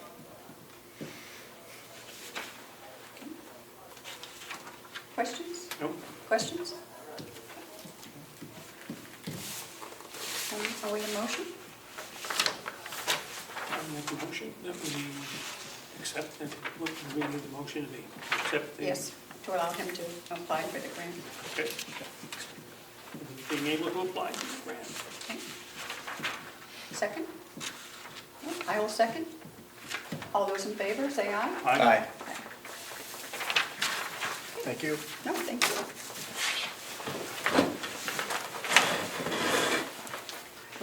Okay, we will go into, before we go into public comment, I have a comment myself to make. It came to my attention this morning from Mr. Comeau that he felt that we did not go into non-public properly last week, even though I was speaking with Commissioner Nelson, felt that he did make a motion, but might have mumbled it so it was not heard. And I had thought that I had made a second. But I trust Ed and his video camera. So there's nothing in there that we have to, it's not, that the public couldn't see. So they will be available as soon as Melissa can get them online. And If I Ed, may, you usually keep us on the straight and narrow, and you didn't say anything to us last week. May I speak? You may. You can check my audio and video, but you can also check your Zoom audio and video. No, I trust what you say. You've always kept us straight before. There's just two. Can I add a few comments? Or should I wait for public comment? No, it's okay, we're going to go into public comment. Under the non-public statute, it specifically says, any motion to enter into non-public session shall state on its face, which you can argue you don't do that anymore either. You just basically say exemption C, A, B. Where Commissioner Babson learned from my $16,000 lawsuits that he actually read out that exemption. I did read C out last week. So I'm just saying, it says, shall state on its face the specific exemption under paragraph 2, which is relied upon as the foundation of the non-public session. The vote shall be, any vote on the motions shall have a motion and a roll call, which you do, very good. And it's also under C, it says, all discussions held and the decisions made during the non-public session shall be confined to the matters set out in the motion. So you shouldn't go under C and then begin to talk about B and A and other things. I was just trying to be open and honest and said that it was brought up about a new employee. This is only my comment. Anyway. And Well, with all due respect, it's not your option. Excuse me, you didn't ask to speak. I'm sorry, Madam Chair, may I speak? I will let let me Mr. just Comeau finish finish, please. Certainly. this is just my public comment, I'm not going back and forth. Everybody's been doing it very good for a long period of time. I just get frustrated that I have to remind public officials that non-public sessions get abused by every public body in the state, and they're used to commit corruption. And I'm not accusing you of corruption. I'm just stating that when a public body that's elected removes themselves from public view, the public does not know what's happening in those meetings. That is terribly concerning to the public. That's why the statute specifically says what to do. And you have guidelines to follow. And I will enforce them, even if I have to spend another $16,000 doing it. But everybody's been doing very good for a long period of time. So I would hate to have it go backwards. That's all I have to say. Thank you. It's just my comment. I don't want to go back and forth. Okay, public comment? May I, excuse me, Madam Chairman? If you want to step down and be part of the public? I'd be happy to do that. Would you like me to sit over there? No. When you returned from non-public, you stated you went into B, which is a violation of the rules. And therefore, it should not have happened. And if I'm not mistaken, the statute, Appendix B says, only topics that are read into can be discussed in non-public. I understand that, but I thought I was being open and honest and saying we did speak about something else. Now, should I have not said that? And then there would be more controversy. But that's fine. So I made a mistake. Well, no, you And I'm shouldn't. It's not, apologizing. it's not that you didn't say it. It's, you shouldn't have done it. You apologized after the fact. Well, I'm sorry. We've done it many times. It doesn't make it right. We have, I know it doesn't make it right, but it has been done many times before, coming out and say, oh, we also went under another. Am I wrong, Melissa? No, you're correct. And no one has ever I brought don't- that up to us. I don't remember that, but Well, you haven't been a commissioner for very long. So, thank you for reminding me. okay, any other public comments? Yes, Fred Kane from Wolfboro. Good morning, Fred. Good morning. I also wanted to request a copy of those minutes because I felt it was improper that you came out and said you went into B, and I did do, so I'm not going to reiterate on what Ed said, but when you went in, Commissioner McGee asked you purposely if it was about the hay policy, and then you stated it was about a new project. I don't know why you would go into non-public to discuss a new project in private and not be done in front of the public. To me, I think that was wrong. So I'm going to move on from there now. On July 20th, 2023, in the minutes, we talk about the wage study. And Administrator D. Brown said she's looking forward to a wage study being complete.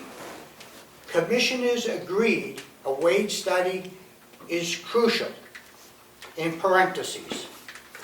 And then on August 17th, Commissioner McCarthy, when I requested the wage study, said she expects it to be complete at the end of the month, August 31st. I have requested 11 times that I've looked quickly in the minutes. I'm sure there's more. Your HR director now wants to say it's not a wage study, it's a combined wage scale. She's good at changing descriptions, whether it's in a job description or a wage study or a wage scale. I would request a copy of that union wage scale that I was told many times I would get. And if you want to call it a wage scale, we'll call it a wage scale. If you want to call it a wage study, we'll call it a wage study. But the commissioners have told me that once the union contract was done, they would release that study scale or what. I am asking again for it. And never once did the commissioners mention that it wasn't going to be released. It wasn't going to be a study, it was going to be a scale now. They used it for the non-union, so you've also used it with the negotiation for the union, and I am requesting it again, and I think it's only proper that this body does what they told us to do. Anything else? No, that's it, my blood pressure's pumping now, so I'll sit down. Madam Chair, Dallas Emery. I just have one simple request. I was reading the minutes of the last meeting, and at the end of the minutes, it says what I stated, but it doesn't explain why I stated that, and I would like that to kind of be in the beginning of it. It was an opinion. And at the end, I also asked a question, well, do you have another plan? That's not in the minutes of the meeting as well. So I was just wondering if you could have those put in there before you okay them. We will look at them and go over it. Madam Chair, is that the January 25th meeting? No.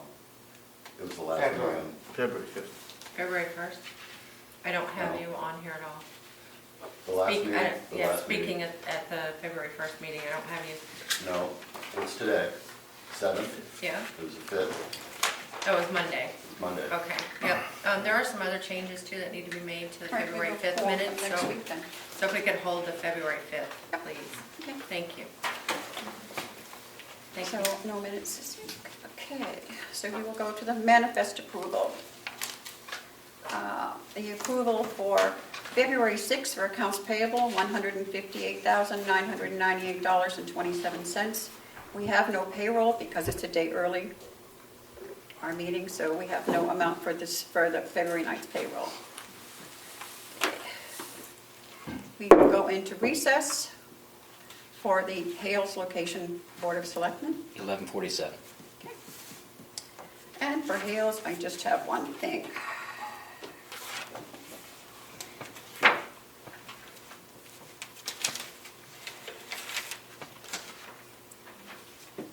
We have a New Hampshire Department of Revenue Administration Municipal and Property Bureau Equalization Bureau that we need to sign. So I'm going to let you take a look at this. While you're doing that, we do have 4 deposits for Hales. One is $1,871.23.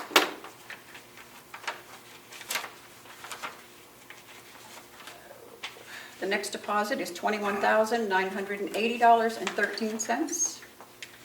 The next one is $1,155.78. And that's it. Those were all deposits from tax revenue for Hales. We're gonna accept that? Or do you want Yes. to vote on that? I make a motion to accept that. Second. All those in favor, say aye. Aye. Right. You're signed. Okay.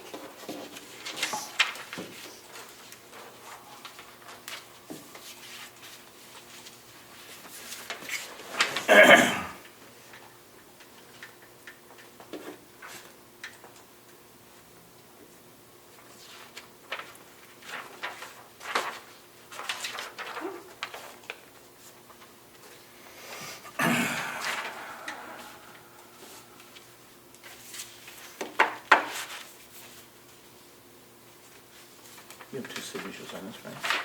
Yes.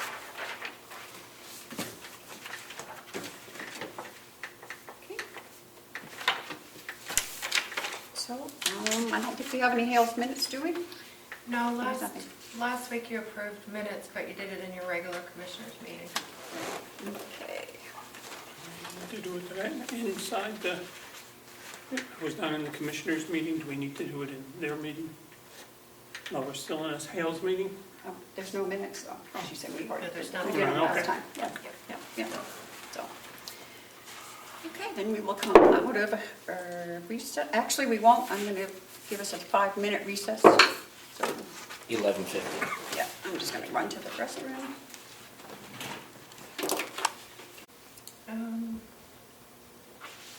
Just the one, right? Do you have the one with folks coming over, and I need to have a few minutes of your time just to discuss advice from legal counsel regarding Okay. a 91A. Okay. Okay. Well, I guess we will continue this recess until, when are they coming? Well, they're coming at 12:30. Okay. So you have time if you, I don't know what you want to do, but there's a few things still on your agenda you think you can. Okay. Well, we have to come out of recess anyway and go back into our regular commissioners meeting. 11:40. I'm sorry, 11:54. And if either one of you want to order lunch, we can have it ordered, and you can eat before the 12:30 if you want. It's up to you. Hmm? You ordering anything? No, I'm not. I don't mind. Okay. You're okay? What is the Okay. 12:30? That's when the folks are coming over for the non-public discussion. So we're going to do that before new business? Yep. They were scheduled to come at 12:30. Okay.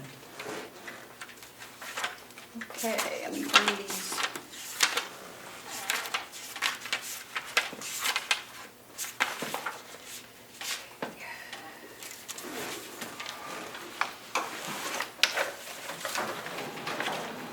That was very confusing.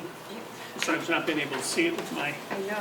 left read, with writing might have We been. will do the line item transfers and get those out of the way because it'll only take a few minutes.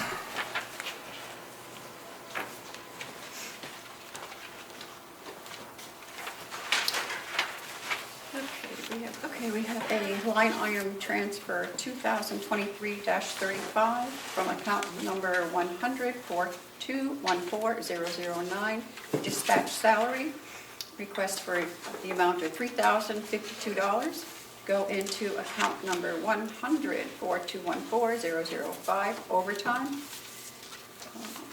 And the total amount is $3,052 from the sheriff. I make a motion to accept the,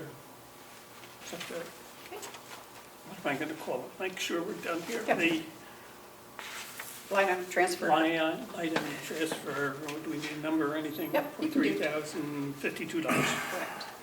Okay. Second? Second. All those in favor, say aye. Aye.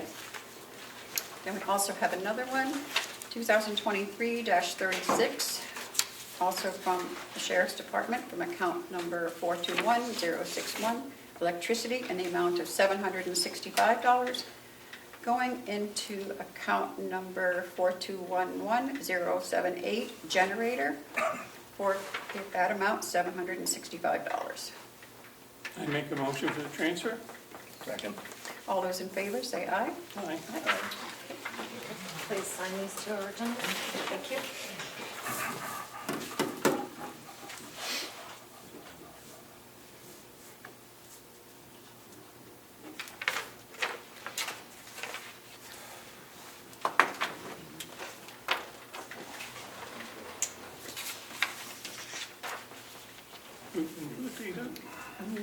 Oh, wrong side. No, we did that last time too. Hey, That's okay.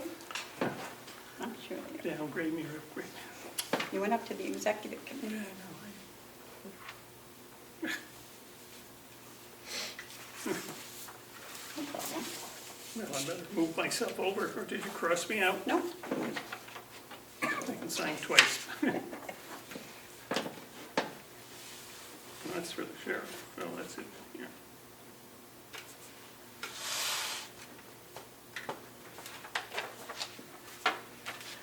Yeah, I did that last time. Gotta get my glasses sooner than later.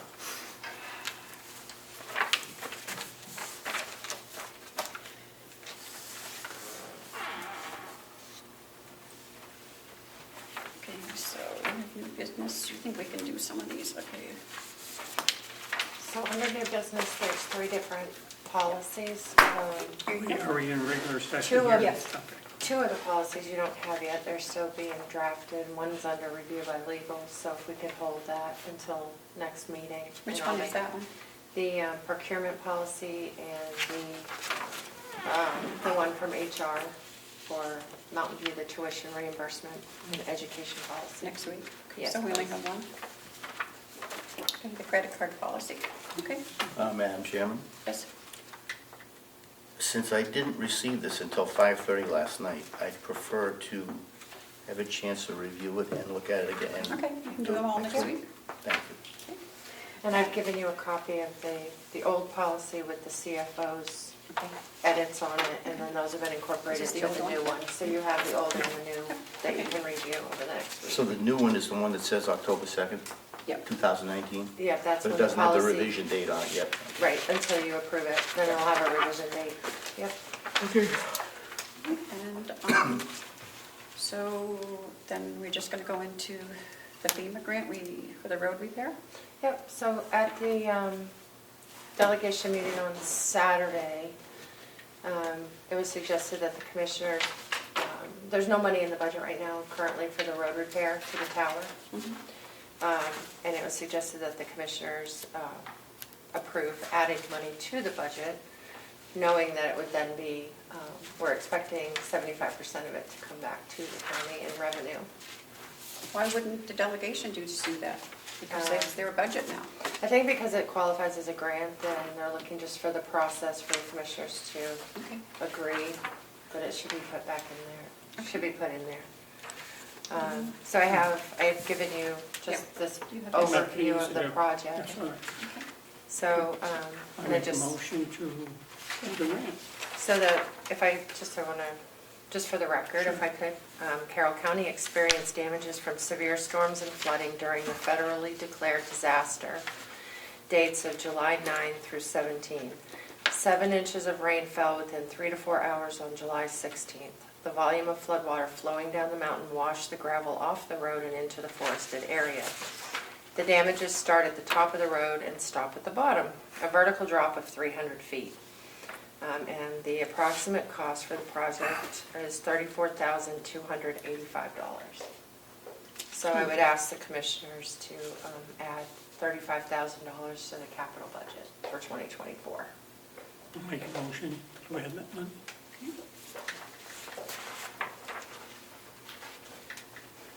Second? No? Okay, I will second. All those in favor say aye. Aye. Aye. Thank you. Did you vote? No? Okay. Thank you. And I'll have Bonnie add that to the... And it's in process. I don't know when we're getting the money, but I'm told that other communities got their money pretty quickly once everything was in, so.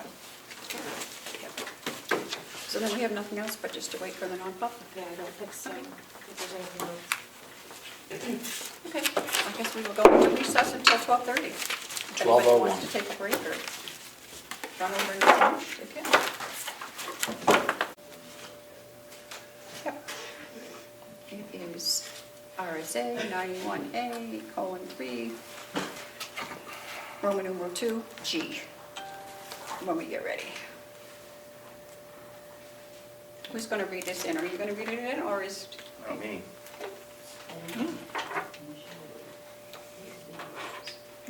So when you make a motion to go into non-public, it's going to be this one, RSA 91A-3, Roman numeral 2G, consideration of security-related issues. Yeah, you can check it, wash it off.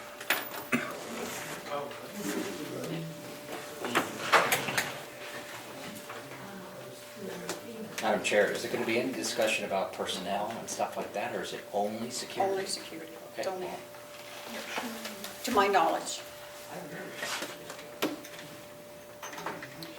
Okay. I'm all set. Yep, is everything off? No. Did you vote to go into non-public already?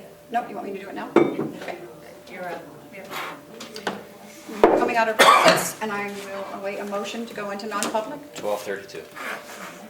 RSA 91-A3:3, 2G, consideration of security-related issues bearing on the immediate safety of security personnel and inmates at the county or state correctional facilities by the county correctional superintendents or the commissioner of the Department of Corrections or their designees.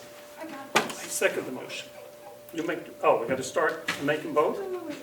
No, no, you made the motion. You Oh, just I made the motion. Oh, So- all right, I'm looking for a I'm second. assuming Chuck's not going to second, so I will second. All And then those it's a in roll favor? call vote. Okay.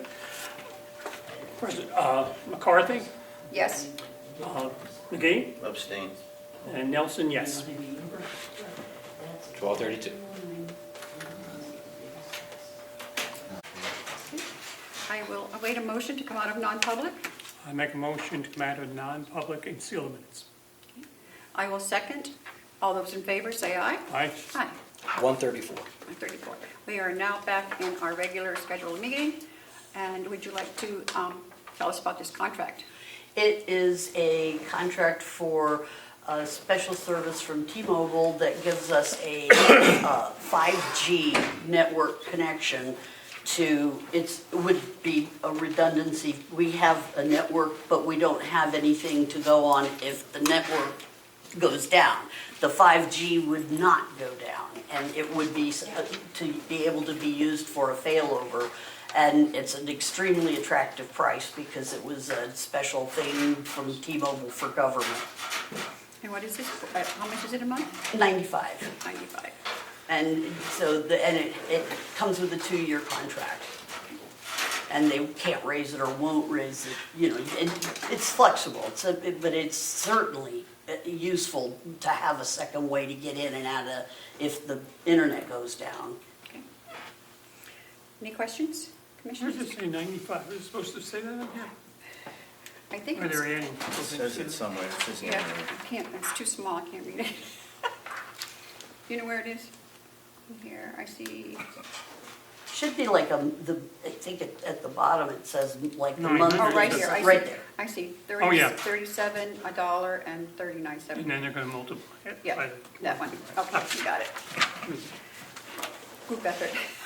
I was gonna pass you the eye.